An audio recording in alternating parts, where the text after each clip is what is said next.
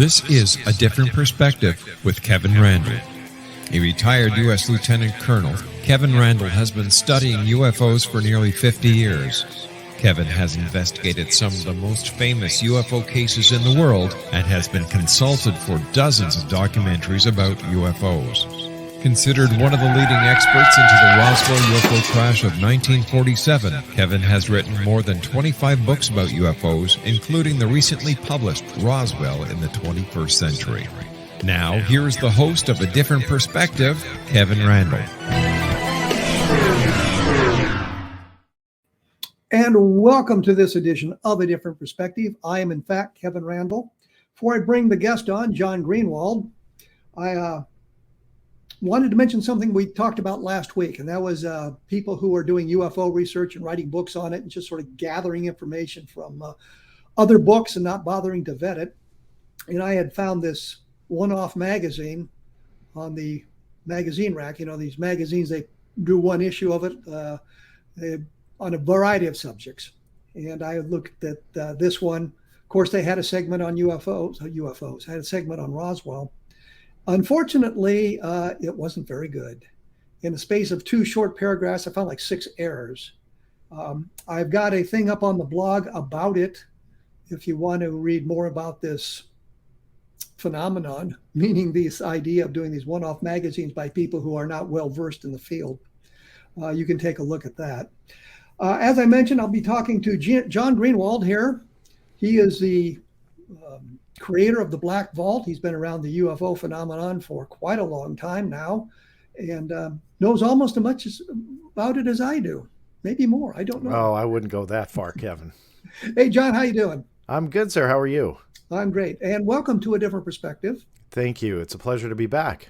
I understand from an email you sent me earlier this morning, that you had been doing a FOIA request or trying to get copies of the UAP report that was given to Congress last year. And I understand you just received some of that information today. Yeah. It was a bit unexpected. Not to be technical, it was a mandatory declassification review, so it differed from FOIA a little bit.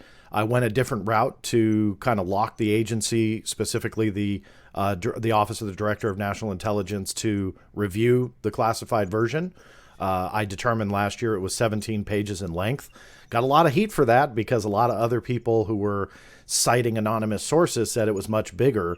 It turned out to be 17 pages exactly. And so it was released today, is redacted, but it gives very much a interesting look at what Congress saw versus what the general public saw. So I consider it a huge win. And it was, again, although heavily redacted, you still get to see that there was quite a bit more data that Congress got to see than us, and it revealed quite a few more leads as well. Well, the one thing that bothered me about the initial report that we all saw was they talked about 144 different reports, and I didn't know how many different incidents that was. Do you have any kind of feel for how many incidents were involved in this? Well, that is kind of the same number. So in that regard, what it is when you go line by line is essentially the same thing as the public version, but expanded. So there's no more detail on how many incidents per se versus reports. That's going to be the same. What it does do is give a little bit more detail, again, with some of the statistics and numbers being redacted. Tells you a little bit more about what they were looking at, the speeds, even went into detail on one particular incident where a pilot was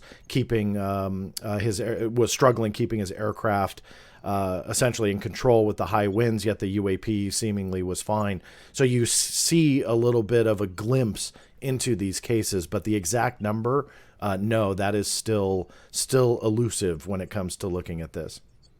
Does it suggest anything about like electromagnetic effects or other things that might have been radiating from the craft that would have affected our aircraft, the Navy aircraft? And was it only Navy aircraft, or was Air Force, Marine Corps aircraft involved as well?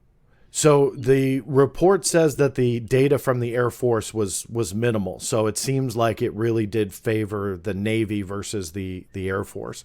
So that, and again, that was very reflective in the public report as well. So for whatever reason, why is this haunting Navy pilots? Are they more inclined to report them? I'm not sure. But it definitely seemed by the wording of the report weighted to the Navy versus the Air Force. Looking at this whole thing, I would have thought, based on the locations, that the Navy would be more heavily involved simply because it seems to be affecting our task force or our battle groups in the Atlantic and Pacific Oceans, and the Air Force wouldn't be involved in that. And maybe there's not that much of overflight of the land areas. That's absolutely could be true. If they're saying the data from the Air Force is minimal, what I would want to see, and it's just speculation at this point, is the data minimal because there is that lack of interaction between whatever UAPs are and the Air Force on land, more within our borders versus out at sea? Or does the Air Force just not report anything, yet they're having the encounters as well? Or the third one, which is not popular in some circles, is the Air Force involved? And I think that we have to take that into consideration. I asked the Pentagon, so I'll preface my quick theory here very quickly with the Pentagon's response. They said that they would not test Air Force technology against the United States Navy without their knowledge. So I want to say that the government has shot that theory down. But we know that the government's really not truthful about all of this stuff anyway. So why should we start believing them now, even if they shoot down a plausible theory here? So in my opinion, it is possible that in some instances, not all, but in some instances, the Air Force may actually know what these things are, while the Navy is potentially left in the dark. So that way, nobody's lying when they're giving these statements. The Air Force is keeping quiet. The Navy's saying, yeah, we don't know what it is. But behind the scenes in highly classified settings, we know that potentially there are Air Force drones going on, testing, stuff like that. Where I get myself in trouble with posing that is some people think that I feel that that is a overall carte blanche explanation that just takes care of the phenomena. That's not what I'm saying. But as a researcher, you have to take into consideration all possibilities. In my opinion, that's definitely a possibility for some of this. Well, I know when I was taking some intelligence training, one of the things we had to do is select an area of the world and come up with a scenario of what was going on. And it had to involve 2 or 3 different forces. And was looking at East Timor Island that had both American and Australian forces on it and action from other locations.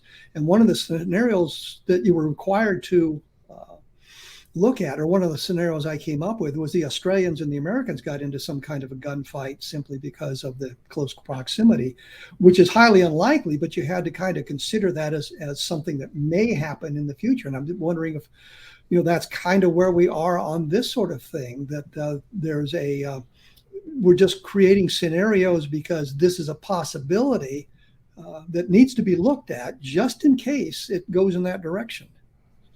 So you're talking about that the phenomena itself is foreign adversary, or I want to make sure. I'm just suggesting, because you said it's the Air Force testing their technology against the Navy without the Navy knowing it, and what I'm saying is, when you're creating intelligence scenarios, what you do is you look at all the factors and all the players in the game, and even come up with the wildest things. Like I said, with East Timor, one of the things I postulated was the Australians and the Americans came into conflict over something, and you had to look at it, even though that is highly unlikely. And I think that's when you're suggesting that the Air Force is testing against the Navy or something like that, it may be one of those scenarios. It's highly unlikely, but it is something that is possible. Absolutely. Yeah, absolutely. And just to stress again, I don't feel that is an explanation for all of the phenomena, but it is something that we have to consider because, and I've talked a lot about this in recent months and even the last year, that I believe that there is a percentage of the UAP phenomena that is to UAPs and the phenomena that is unexplainable. I use the plural version because I do believe there are many facets of this.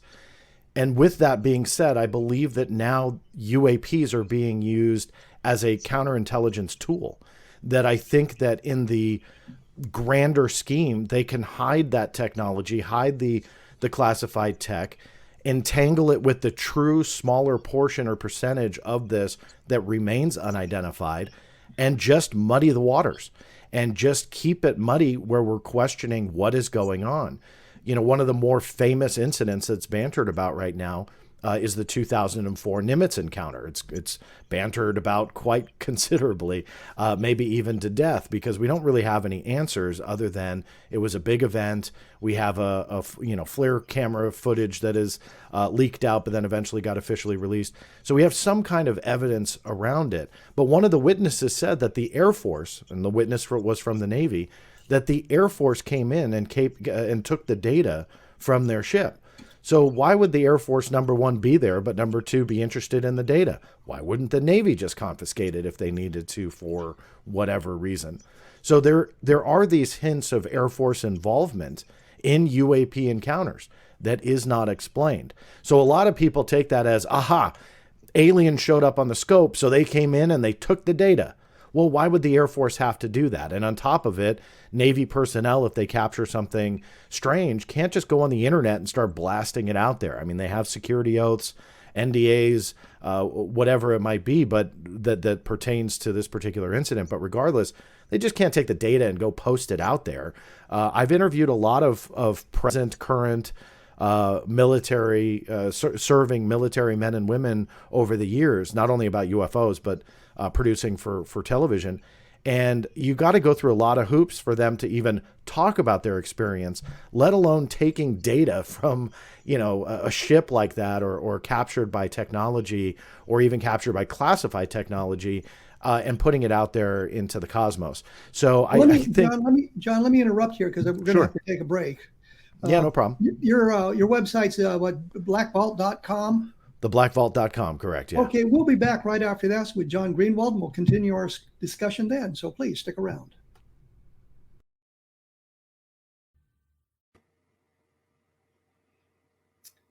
And we are back. I'm with John Greenewald. We've been talking about the UAP report. And when we went away, John was mentioning that Air Force personnel had come into the Navy for the Nimitz incident and confiscated the materials. And I had two questions that popped into my mind when you said that, because I know one of the problems we had in Iraq was that the various services had a hard time communicating with one another. The Air Force had a hard time communicating with the Navy, who had a hard time communicating with the Army, and so on like that. I wonder if it's a problem of communications, but also why they may have said they were in the Air Force, maybe they weren't. Maybe they were Office of Naval Intelligence masquerading as Air Force, trying to divert attention. And I wondered if there was anything that would hint to any of that kind of thing going on. Well, I haven't heard that. I mean, of course, that's a possibility. I believe, if memory serves, the testimony came from Patrick Hughes, who was on the who was part of the Nimitz fleet. So I don't think that there was any masquerading or even hint at that, but I wasn't there. So definitely a possibility. I just feel that he was fairly confident that it was the Air Force that came into where he was to take the data bricks away. Would it been a assumption by him? Were the guys in uniform? Were they in civilian clothing? And he just assumed they were Air Force, because we all know the Air Force is very interested in UFOs. Yeah, I don't want to speak for him, but from what I remember from his testimony, they were in uniform. Well, that really doesn't eliminate the problem. Yeah.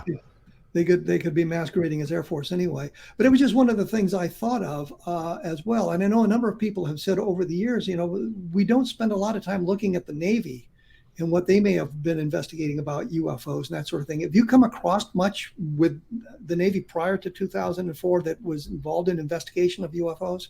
Not really. I mean, in my opinion anyway, it was kind of a surprise when it was pretty much all surrounding the Navy when this conversation started to ramp up. And it was like, where was the Air Force in this conversation? And it was all about the Navy. It was the Navy and O&I, the Office of Naval Intelligence, that led the task force effort, the UAP task force. So we know that there's a much more involvement when it comes to the Navy than it does the U.S. Air Force. So was there something in between, the Project Blue Book and kind of this present day effort? I never really saw anything. On the contrary, I saw evidence that the Air Force was investigating UFOs through something called Air Force Instruction 10-206. And that was an Air Force instruction, a current present day at the time, but present day into the 2000s publication, heavily edited, active. So it wasn't like this kind of stagnant publication that was forgotten about. I was able to prove over the years that it was actively updated, but in there was how to report UFOs, and that was instructed to all Air Force pilots. So with that said, it just seemed like in that interim between Blue Book and now, the Air Force had arguably more involvement, and yet they claim they didn't collect anything through that Air Force instruction. And then all of a sudden the Navy pops out, and they're filming these things with their FLIR cameras, and the videos are leaking out, and pilots are starting to talk to the New York Times. So after 2017, that really changed. And it also seemed like the Navy was surprisingly transparent through about 2018 and 2019. And the reason I say that was that I was able to get them to go on the record for the very first time ever in this conversation, this present day conversation, where they acknowledged that those videos that had leaked out were considered unidentified aerial phenomena, that they had no idea what they were. Prior to that, the DoD wouldn't touch them. So it seemed like the Navy wanted to talk. And after that story broke, it was around September 11th, 2019, I believe it was. After that, it just went viral.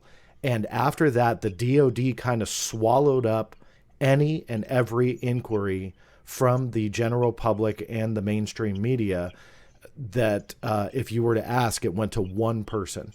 And it didn't matter if you sent a question to the Air Force, the Navy, the Defense Intelligence Agency, or the DoD.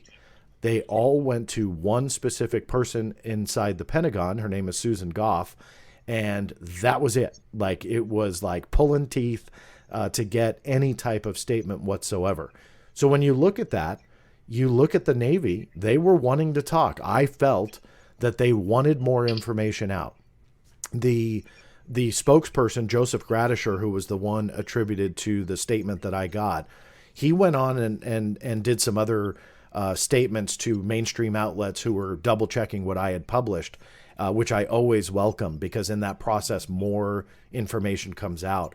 And there was one publication, I don't recall because it was a couple years back, but they had talked to Gradisher and they got statements, and it was very personable. And it seemed like Joseph Gradisher really wanted to make sure that if a naval aviator saw something, that they were comfortable in coming out, that he really seemed to want to remove the stigma around this topic. And from a military spokesperson like that, that was really amazing to see.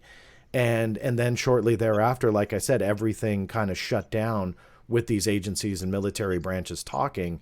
It all funneled to the Pentagon.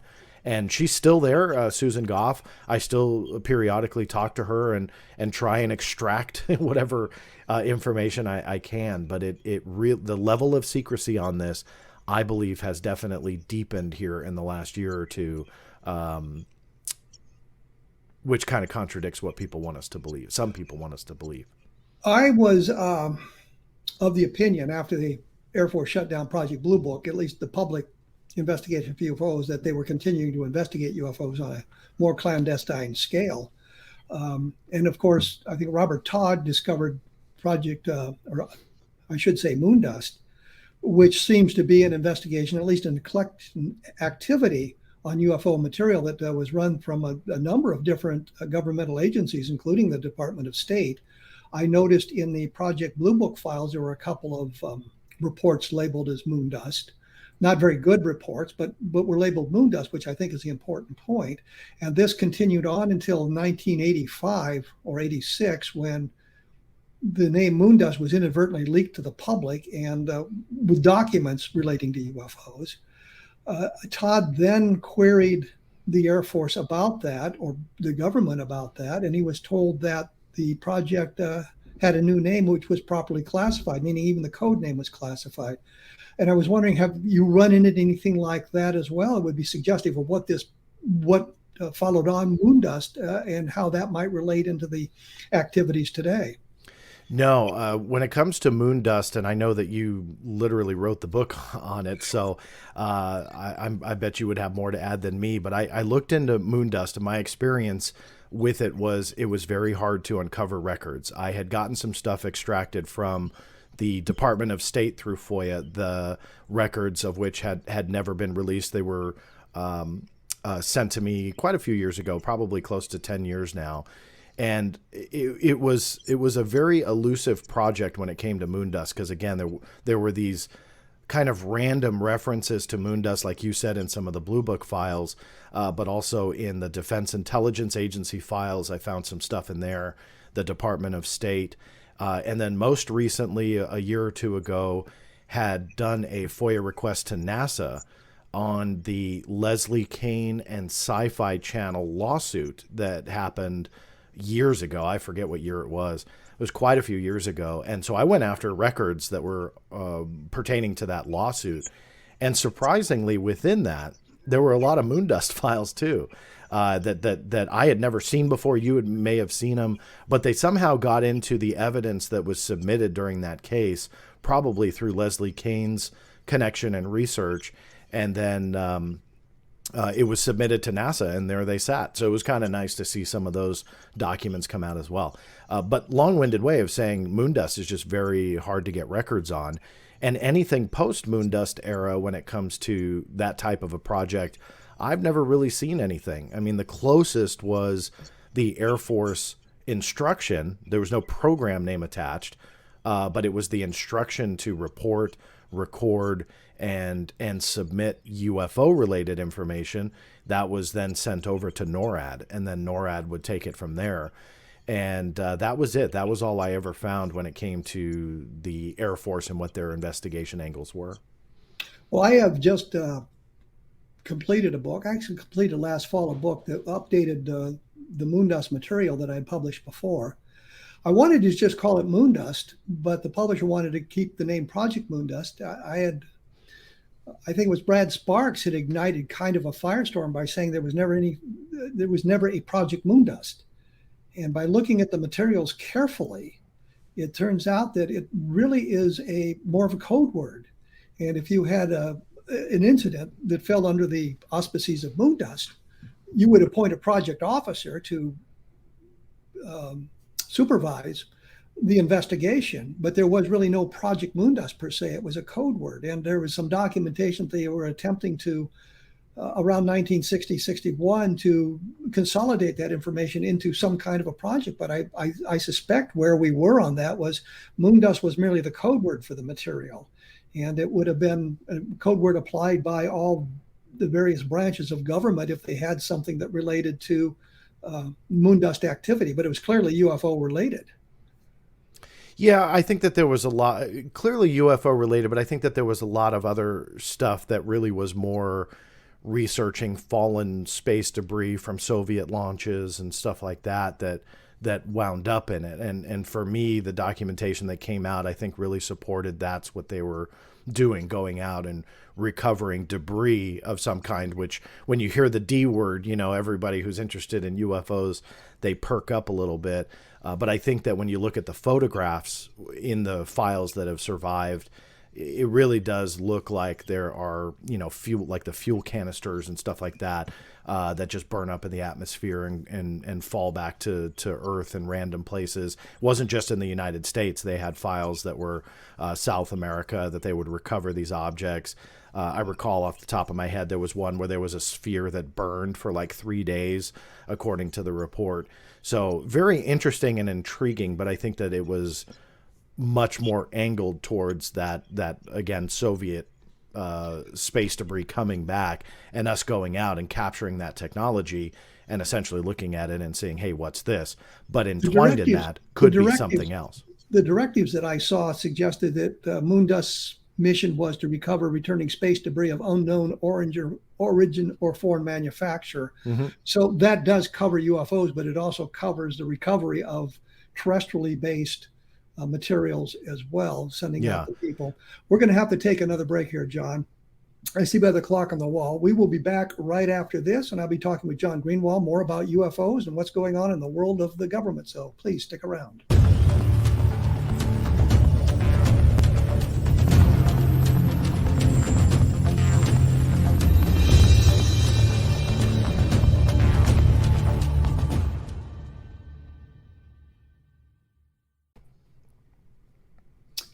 And I am back. I'm with John Greenewald, he in his studio, me in mine, such as it is. We were talking about Project Moondust, and I think the point that comes out of that is that the Air Force, of course, claimed they ended their UFO investigations in 1969 with the end of Project Blue Book.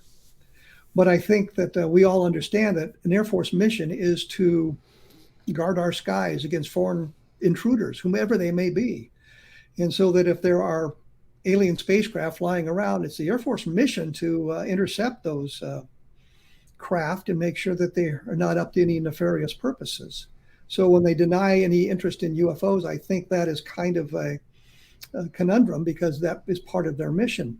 But John, you were saying that, and I think we need to expand on a little bit, is that Moondust explored more than just UFO materials. It was looking for recovery of foreign materials and that sort of thing. And I there was a number of cases that have been released that suggest that. Did you find anything, or have you seen anything that suggested the recovery of materials that would be of UFO origin?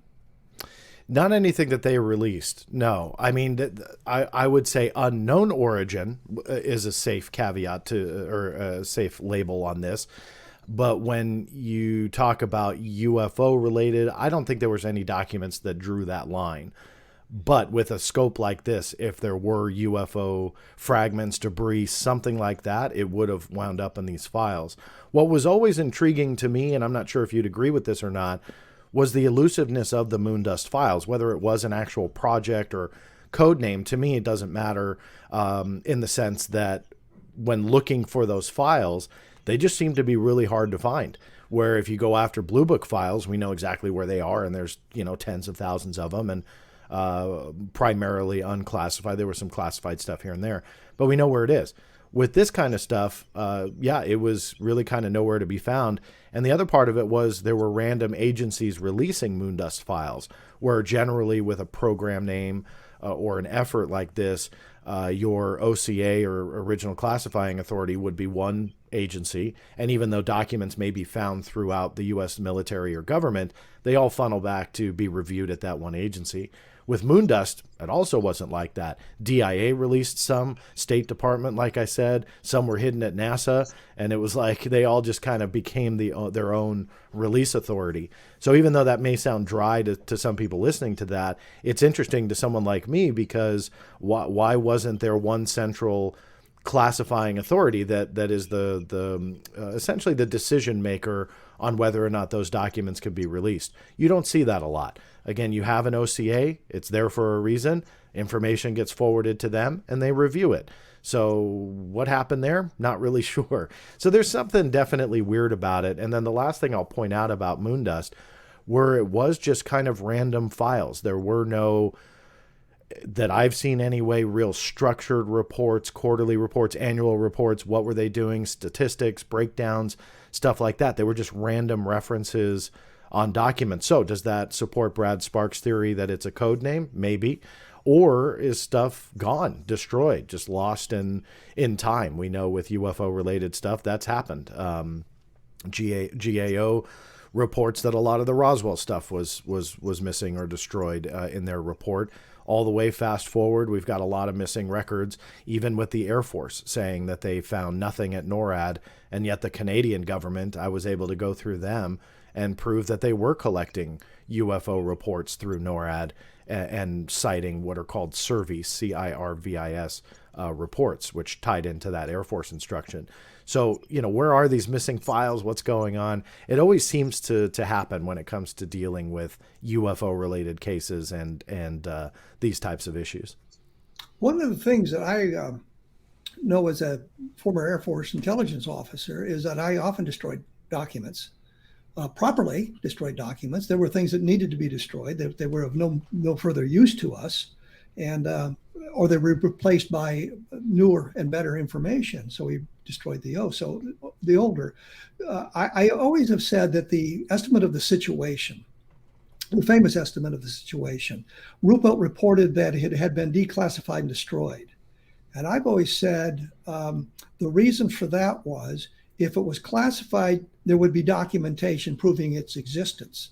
You had for secret and above, you had to create a document that specifically gave the titles and the dates and that kind of information about the document so that we could determine what happened to it. But if you declassify it and then destroy it, well, then you have no requirements or regulations in effect that require you to create the paper trail. So I've always thought that about that. But the thing that you said, I think, does argue for Brad Sparks' theory that it's a code name as opposed to an actual project, is the diversity of the organizations involved in the collecting the data and the diversity in the organization reports about what they collected. And that would be suggestive of it being something used as we have a unknown object here, whatever it may be. It comes under the auspices of moon dust, and we forward the report based on how we normally write those reports. So I think it does argue for Brad Sparks' theory that there is no moon dust project, but there is a moon dust code word because there was no headquarters that collected the information, which is kind of the same thing that you were saying. Yeah. Yeah, and I know we veered away a little bit from the Air Force, but if I can add one thing about them before we veer too far away from it, that not a lot of people realized was when it came to the UFO and UAP report, even though it's away from moondust a little, but the UAP task force we see highly credited as creating the report. But if you read the actual document, it was co-authored by the ODNI National Intelligence Manager for Aviation, and I pulled it up on my screen just to make sure I had that right. But I had written about this in June of last year. He's a major general within the United States Air Force. So as a lot of people were chastising the Air Force for not being involved in this, where are their programs, why aren't they involved in the conversation, this major general from the U.S. Air Force was involved in the co-authorship of the actual UAP report. In the classified version as well, his contribution and co-authorship was not removed at all. So we can safely say that the U.S. Air Force did have some kind of hand in this report, which to me indicates there's more to the story in what they're doing when it comes to UAPs. Because in my opinion, even though he was within ODNI, and it was an ODNI report, so that part at least makes sense, he is a major general within the U.S. Air Force. So for me, I think that there is much more involvement by the Air Force nowadays than we're led to believe. So whether or not that goes into the continuation of some kind of moon dust project or code name or whatever it was, and it continued at a classified level up until today's conversation, I'm not sure. But regardless, his contribution, I think, is definitely of note. Well, I want to know one other thing about the way the government works at those levels. Who is the director of the Central Intelligence? Who is the DNR? You know, we have all these intelligence agencies. DIA was the one I was trying to think of. And there's often an officer of high rank, but is not necessarily branch specific, meaning it doesn't have to be an Air Force officer, a naval officer, an Army officer. It can be any one of the three. Or even a Marine officer. I probably shouldn't say it quite that way, but a Marine officer as well, which is suggestive of the allegiance of the major general involved in this document may not be to the Air Force, but to this specific office that he's working in. Yeah, within ODNI, and I would not argue that at all. But I think, though, with his contribution and his credit as a co-author of this report and preparing it, it does beg the question, you know, what type of connections is he pulling in from the Air Force side into this report? Or if he's got none and nothing to add, why be the co-author of it? Why prepare it with the UAP task force? Why not just have it as the task force, as a product of the task force solely? So in my opinion, he was brought in for a reason. I don't read this that he was a reviewer. Because I can kind of channel my inner Kevin Randle that you might come in and say that maybe he was just the reviewing side of it. I don't see that was part of it. I think OD&I pulled him in for a reason, and I'm curious what that contribution from the Air Force side was. Again, it's all speculation, but it's, I think, an interesting connection from a military branch that's been very mum on the topic. What do you expect to happen in the future with all of this going on? I mean, they talk about transparency, but we don't seem to have a lot of that transparency. Do you see where the thing is going? Yeah, I see. I'm not sure who you mean by they talk about transparency. Are you talking about the government and politicians?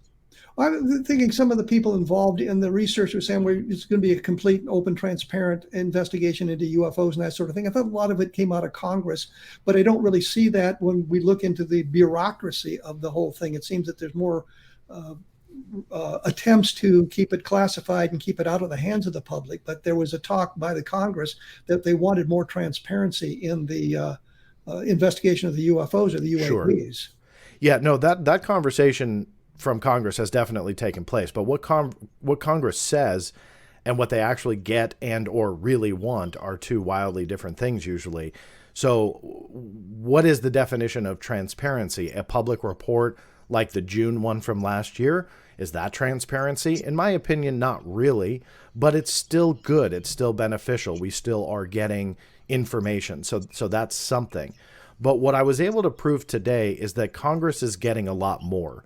They're getting more details. One of the interesting revelations from the classified report, albeit it's redacted, is a table of the shapes of UAPs that are being seen. So Congress is being briefed about what these shapes are. Are they saucer? Are they tic-tac? Do they have quadcopter-like appearances and they're just drones? We don't really know. But for whatever reason, they redacted each and every shape, so we don't really know what they're actually encountering. But when you do kind of digest what those redactions indicate, there's a lot more data here. John, let me interrupt here because we're going to have Sure. to break away once again.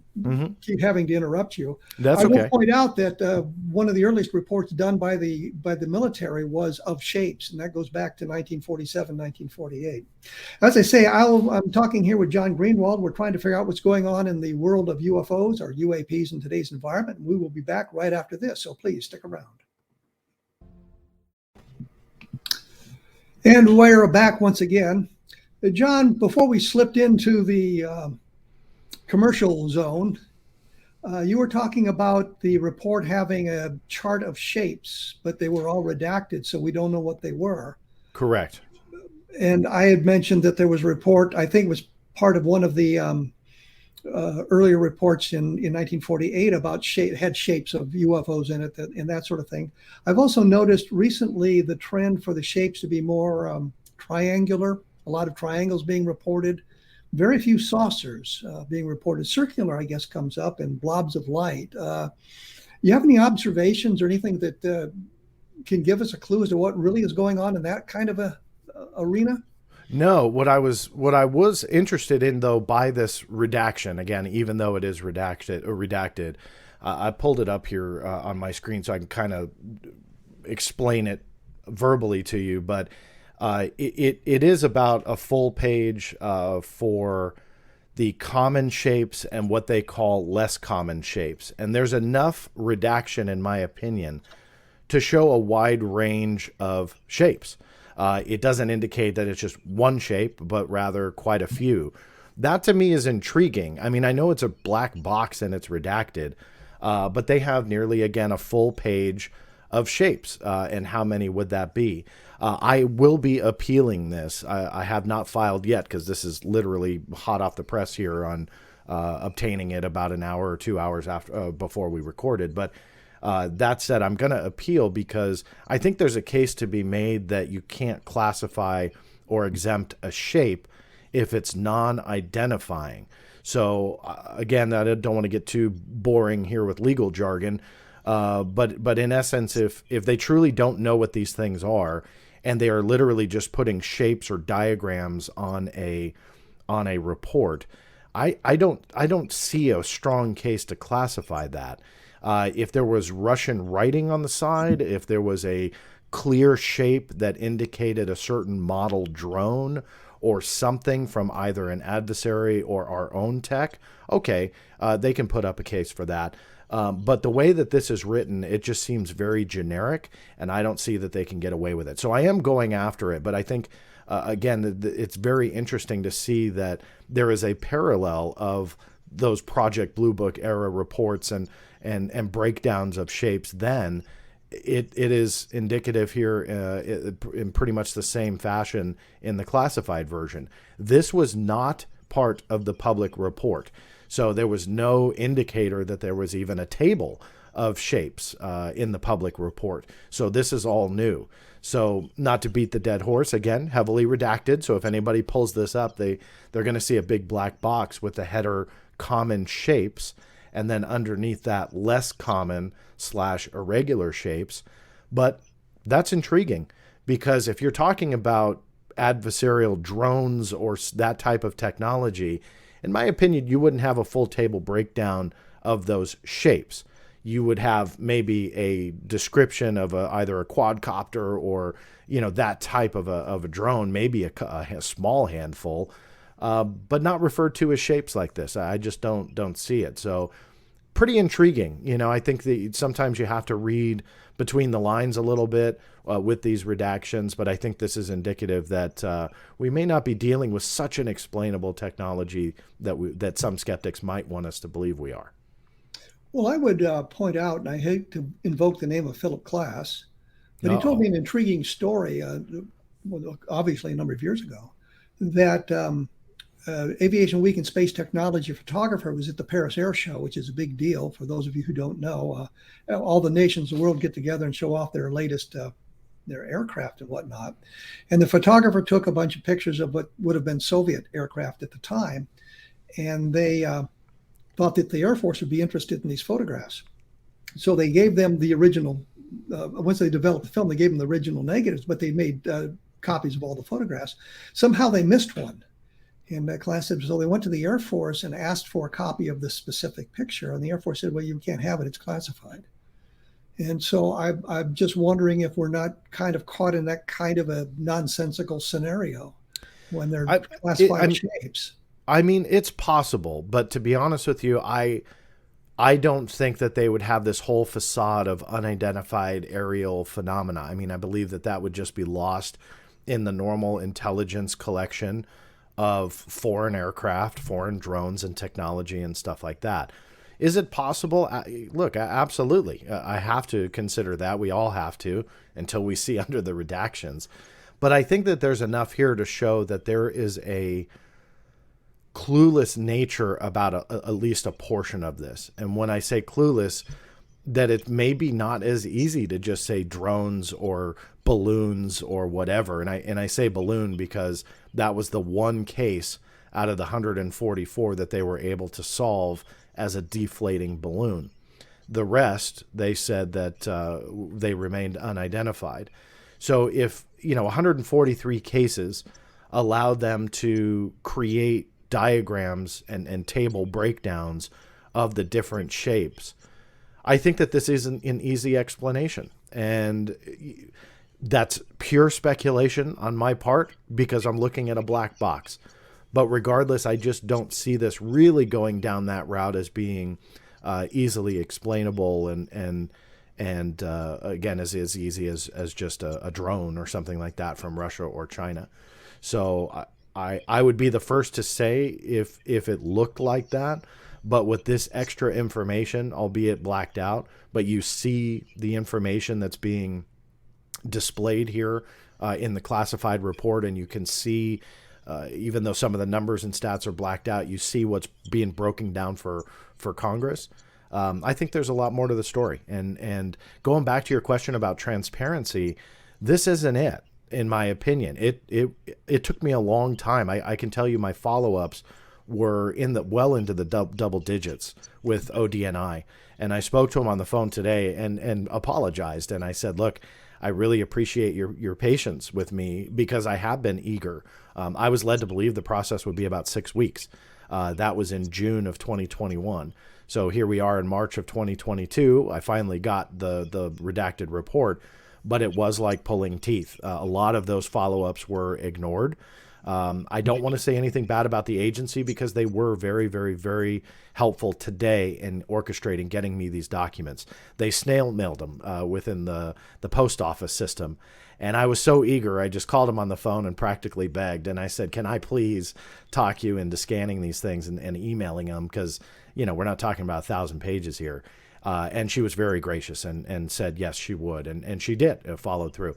So I don't want to say anything bad, but the secrecy level here is palpable. You look at the classified information that, albeit I was able to extract some, it's definitely not all. The secrecy is there. And well, let me interrupt because I'm running out of time here, and I do have a question. Are we moving closer to disclosure? That's the big thing that people are talking about. Disclosure. I don't think we are. Apparently, you don't either. No, and I was never hopeful of that. We have to deal in reality. The one last thing that I'll point out to you that ties into your question is late last year, I was able to get what's called the Security Classification Guide, or SCG, on UAPs. And although this was created during the era of the task force, so it's about 2 years old, regardless, the secrecy is the same. And it showed irrefutably that all UFO and UAP information that comes in is going to be automatically classified at secret or top secret levels, 100% of it. And the majority of the guide itself remained classified and redacted. The secrecy, in my opinion, is deeper now than it was 10 years ago on UFOs. And I think that the information that comes in, when it's automatically classified and they don't want to talk about it, that's not a road to disclosure. That is a one-way ticket to secrecy. And even though I will continue to do what I do, and I'll try and extract the information that I do and fight, it's going to be a fight. And that is not in a definition of any transparency in my book.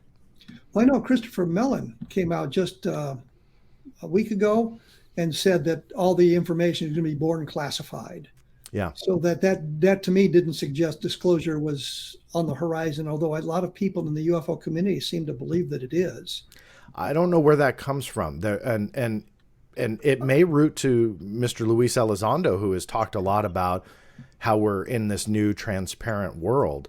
But again, it really kind of comes down to the definition of transparency. If you're talking about that the government is acknowledging looking into UFOs and UAPs, well, okay, I can agree with that. Public reports, great. But did the June of 2021 report tell us anything other than reports are being collected? We don't know what they are. Hey, we solved this one, but we can now clearly see it's Congress that's getting the information, not the general public. Is that transparency? So to some, it might be. Definitely not disclosure, but is it transparency? I would argue no. But to others, maybe that extra information is transparency to them. I just would respectfully say, no, that's not it. Transparency is seeing the shapes of UAPs. That's transparency. Seeing the altitudes, which is redacted, but why I bring that up, that's transparency. But we don't have that. So even though we can see some, we can't see all. And in my book, again, that's just not what some people think is transparency, leading to disclosure. Well, John, need to thank you for your time. Anytime. We've run out of it. I think we've had a good discussion here, understanding what's going on and getting us a little bit closer to where we are. But thank you for sharing the information with us today. It's blackvault.com. Yep. Yeah, and your book is called, blackvault.com.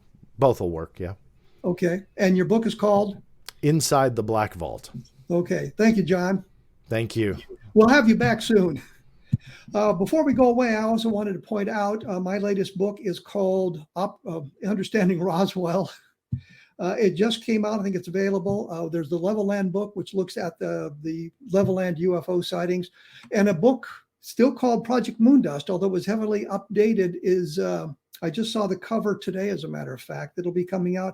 It's got a lot of new information in it. When the publisher contacted me, he just wanted to publish the Project Moondust book. And I said, no, it needs to be updated. So I spent a great deal of time updating it. So it's really not the same book. And I wanted to call it something different, but he liked the name Project Moondust, so we were stuck with that. The blog is www.kevinrandle.blogspot.com. I have an article about Christopher Mellon and what he had to say about that coming up in the future. So I will Let you all go. I'd like to thank you for listening to the program, and I will be back in 167 hours.